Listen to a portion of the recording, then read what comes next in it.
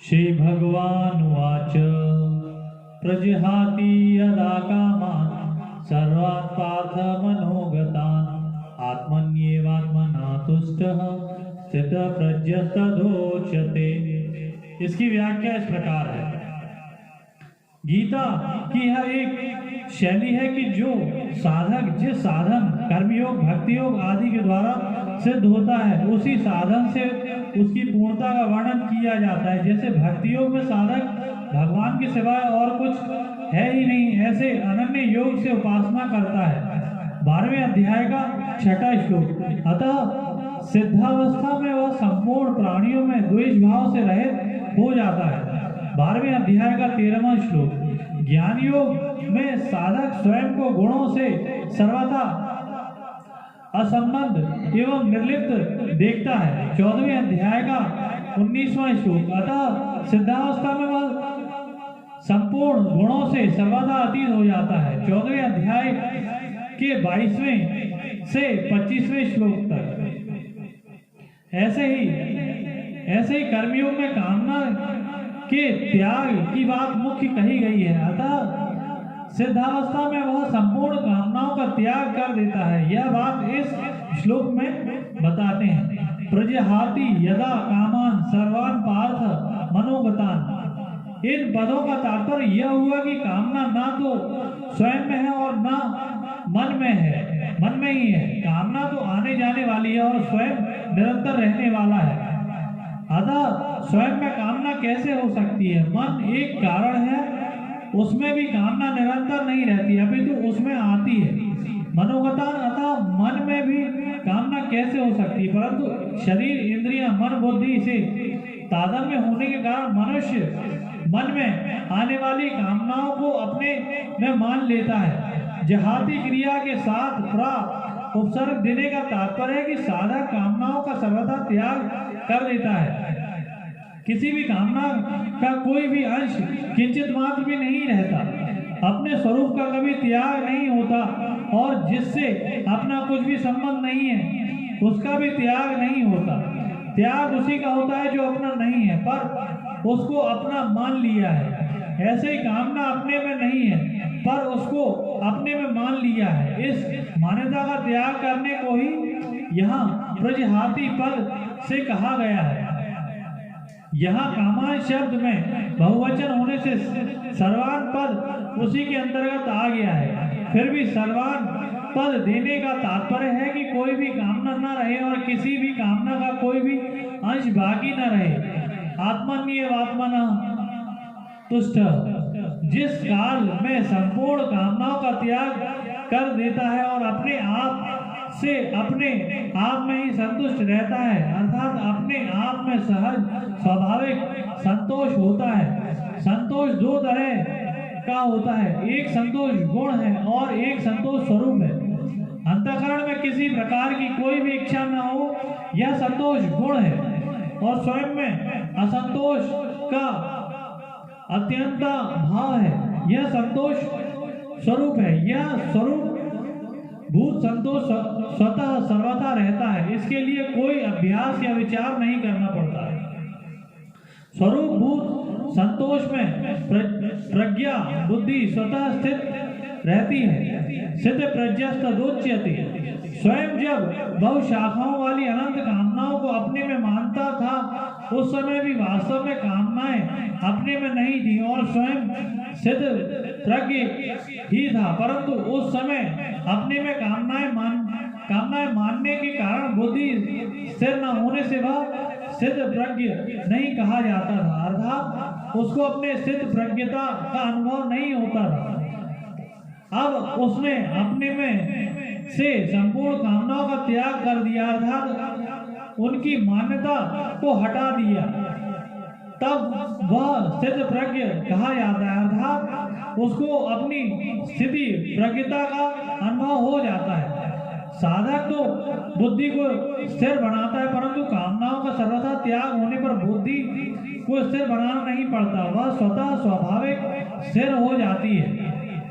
कर्मियों में साधक का कर्मों से ज्यादा संबंध रहता है, उसके लिए योग में आरूढ़ होने में भी कर्म कारण है। इसलिए कर्मयोगी का कर्मों के साथ संबंध साधक अवस्था में भी रहता है और सिद्धावस्था में भी। सिद्धावस्था में कर्मयोगी के द्वारा मर्यादा के अनुसार कर्म होते रहते हैं जो दूसरों के लिए आदर्श होते हैं। इसी बात को भगवान ने 4थे अध्याय में कहा है कि कर्मयोगी कर्म करते हुए निर्लिप्त रहता है और निर्लिप्त रहते हुए ही कर्म करता है। कर्मण्य कर्म यह पश्येद कर्मणि च कर्म यह। भगवान ने 53वें श्लोक में योग की प्राप्ति में बुद्धि की 2 बातें कही थी। संसार से हटने में तो बुद्धि निश्चल हो और परमात्मा में लगने में बुद्धि अचल हो, अर्थात निश्चल कहकर संसार का त्याग बताया और अचल कहकर परमात्मा में स्थिति बताई। उन्हीं 2 बातों को यहाँ यदा और तदा पद से कहा गया है। जब साधक कामनाओं में सर्वदा रहित हो जाता है और अपने स्वरूप में संतुष्ट रहता है तब वह स्थित प्रज्ञ कहा जाता है। तात्पर्य कि जब तक कामना का अंश रहता है तब तक वह साधक कहलाता है और जब कामनाओं का सर्वथा अभाव हो जाता है तब वह सिद्ध कहलाता है। इन्हीं 2 बातों का वर्णन भगवान ने इस अध्याय की समाप्ति तक किया है। जैसे यहाँ प्रजहाति यदा कामान सर्वान पदों से संसार का त्याग बताया और फिर आत्मन्य आत्मना तुष्ट पदों से परमात्मा ने स्थिति बताई। 56वें श्लोक के पहले भाग में 3 चरणों में संसार का त्याग और स्थिति धीर मुनि पद से परमात्मा में स्थिति बताई। 57वें और 58वें श्लोक में पहले संसार का त्याग बताया और फिर तस्य प्रज्ञ प्रतिष्ठिता पदों से परमात्मा में स्थिति बताई। 59वें श्लोक के पहले भाग में संसार का त्याग बताया और परम दृष्टा पदों से परमात्मा में स्थिति बताई। 60वें श्लोक से 61वें श्लोक तक पहले संसार का त्याग बताया और फिर युक्त आसीत मत्परा आदि पदों से परमात्मा में स्थिति बताई। 62वें से 65वें श्लोक तक पहले संसार का त्याग बताया और फिर बुद्धि परिवर्तिष्ठते पदों से परमात्मा में स्थिति बताई। 66वें से 68वें श्लोक तक पहले संसार का त्याग बताया और फिर तस्य प्रज्ञा प्रतिष्ठित पदों से परमात्मा में स्थिति बताई। 69वें श्लोक में या दिशा सर्वभूतानां तथा यस्याम जागृति भूतानि पदों में संसार का त्याग बताया और तस्याम जागृति संयमी तथा सा निशा पश्यतो मुने पदों में परमात्मा में स्थिति बताई। 70वें से 71वें श्लोक में पहले संसार का त्याग बताया और फिर सा शांति मदि गच्छति पदों से परमात्मा में स्थिति बताई। 72वें श्लोक में नैनम प्राप्य विमुह्यति पदों से संसार का त्याग बताया और ब्रह्म निर्वाण रक्षति आदि पदों से परमात्मा में स्थिति बताई। एक विभाग अस्थिर बुद्धि वालों का है और एक विभाग स्थिर बुद्धि वालों का है। अस्थिर बुद्धि वालों की बात तो पहले 71वें से 44वें श्लोक तक कह दी। अब स्थिर बुद्धि वालों की बात 55वें से 71वें श्लोक तक कहते हैं। जिस समय साधक सांसारिक रुचि का त्याग करके अपने स्वरूप में स्थिर रहता है उस समय वह स्थिर बुद्धि वाला कहा जाता है। जिसका परमात्मा का उद्देश्य होता है उसकी बुद्धि एक निश्चय वाली होती है, क्योंकि परमात्मा भी एक ही है, परंतु जिसका संसार का उद्देश्य होता है उसकी बुद्धि असंख्य कामनाओं वाली होती है, क्योंकि सांसारिक वस्तुएं असंख्य हैं। गीता 2 अध्याय का 41वां श्लोक। समता की प्राप्ति के लिए बुद्धि की स्थिरता बहुत आवश्यक है। पातंजल योग दर्शन में तो मन की स्थिरता वृत्ति निरोध को महत्व दिया गया है, पर गीता बुद्धि की स्थिरता उद्देश्य की दृढ़ता को ही महत्व देती है। कारण कि कल्याण प्राप्ति में मन की स्थिरता का उतना महत्व नहीं है जितना बुद्धि की स्थिरता का महत्व है। मन की स्थिरता में लौकिक सिद्धियां प्राप्त होती है, पर बुद्धि की स्थिरता में परमार्थिक सिद्धि कल्याण प्राप्ति होती है। कर्मयोग में बुद्धि की स्थिरता ही मुख्य है। अगर मन की स्थिरता होगी तो कर्मयोगी कर्तव्य कर्म कैसे करेगा? कारण कि मन स्थिर होने पर बाहरी क्रियाएं रुक जाती हैं। भगवान भी योग क्षमता में स्थिर होकर कर्म करने की आज्ञा देती है। योगस्थ कुरु कर्माणि प्रजहाति और कामन सर्वान पद देने का तात्पर्य है कि किंचित मात्र भी कामना न रहे, पूरा का पूरा त्याग हो जाए। कारण कि यह कामना ही परमात्मा प्राप्ति में खास बाधक है। अब आगे के 2 श्लोकों में सिद्ध प्रज्ञ कैसे बोलता है, इस दूसरे प्रश्न का उत्तर देते हैं।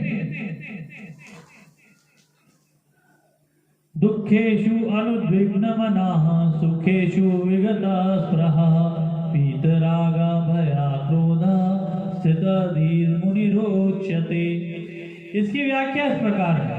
अर्जुन ने तो स्थित प्रज्ञ कैसे बोलता है ऐसे क्रिया की प्रधानता को लेकर प्रश्न किया था, पर भगवान भाव की प्रधानता को लेकर उत्तर देते हैं, क्योंकि क्रियाओं में भाव ही मुख्य है। क्रिया मात्र भाव पूर्वक ही होती है। भाव बदलने से क्रिया बदल जाती है, अर्थात बाहर से क्रिया वैसी ही दिखने पर भी वास्तव में क्रिया वैसी नहीं रहती। उसी भाव की बात भगवान यहाँ कह रहे हैं। दुखेषु अनुद्विग्नमनः, दुखों की संभावना और उसकी प्राप्ति होने पर भी जिसमें के मन में उद्वेग नहीं होता, अर्थात कर्तव्य कर्म करते समय कर्म करने में बाधा लग जाना, निंदा अपमान होना, कर्म का फल प्रतिकूल होना आदि आदि प्रतिकूलताएं आने पर भी उसके मन में उद्वेग नहीं होता।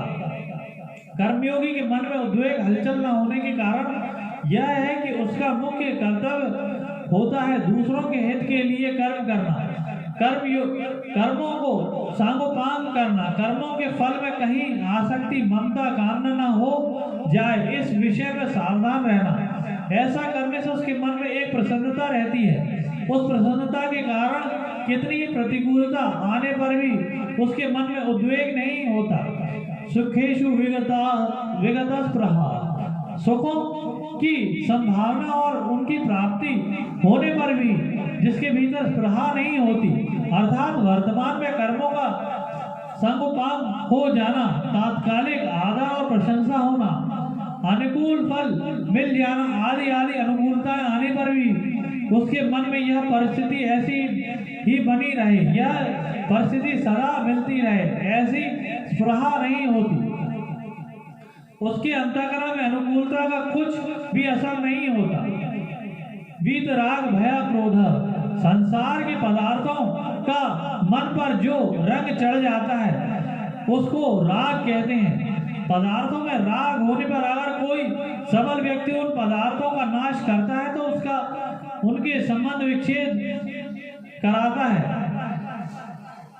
उनकी प्राप्ति में विघ्न डालता है, उनके तो मन में भय होता है। अगर वह व्यक्ति निर्बल होता है तो मन में क्रोध होता है, परंतु जिसके भीतर दूसरों को सुख पहुंचाने का, उनका हित करने का, उनकी सेवा करने का भाव जागृत हो जाता है, उसका राग स्वाभाविक ही मिट जाता है। राग के मिटने से भय और क्रोध भी नहीं रहते, अतः वह राग भय और क्रोध से सर्वथा रहित हो जाता है।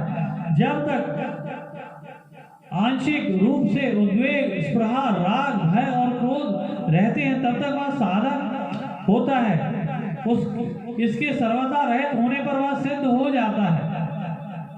वासना कामना आदि सभी एक राग के ही स्वरूप है। केवल वासना का तादात्म्य होने से उसके अलग अलग नाम होते हैं। जैसे अंतःकरण में जो छुपा हुआ राग रहता है उसका नाम वासना है, उस वासना का ही दूसरा नाम आसक्ति और प्रियता है। मेरे को वस्तु मिल जाए ऐसे जो इच्छा होती है उसका नाम कामना है। कामना पूरी होने की जो संभावना है उसका नाम आशा है। कामना पूरी होने पर भी पदार्थों के बढ़ने की तथा पदार्थों के और मिलने की जो इच्छा होती है उसका नाम लोभ है, और लोभ की मात्रा अधिक बढ़ जाने पर नाम तृष्णा है। तात्पर्य है कि उत्पत्ति विनाशील पदार्थों में जो खिंचाव है श्रेष्ठ और महत्व बुद्धि उसी को वासना कामना आदि नामों से कहते हैं। स्थिर मुनि रुच्यते, ऐसे मननशील कर्मयोगी की बुद्धि स्थिर अटल हो जाती है। मुनि शब्द वाणी पर लागू होता है, इसलिए भगवान ने किम प्रभा शेष के उत्तर में मुनि शब्द कह दिया, परंतु वास्तव में मुनि शब्द केवल वाणी पर ही अवलंबित नहीं है। इसलिए भगवान ने 17वें अध्याय में मौन शब्द का प्रयोग मानसिक तप में किया है, वाणी के तप में नहीं। 17वें अध्याय का 16वां श्लोक। कर्मयोग का प्रकरण होने से यहाँ मननशील कर्मयोगी को मुनि कहा गया है। मननशीलता का तात्पर्य सावधानी का मनन, जिससे कि मन में कोई कामना आसक्ति आ जाए, निरंतर अनासक्त रहना ही सिद्ध कर्मयोगी की सावधानी है, क्योंकि पहले साधक अवस्था में उसकी ऐसी सावधानी रही। गीता 3 अध्याय का 19वां श्लोक। और इसी से वह परमात्मा तत्व को प्राप्त हुआ है।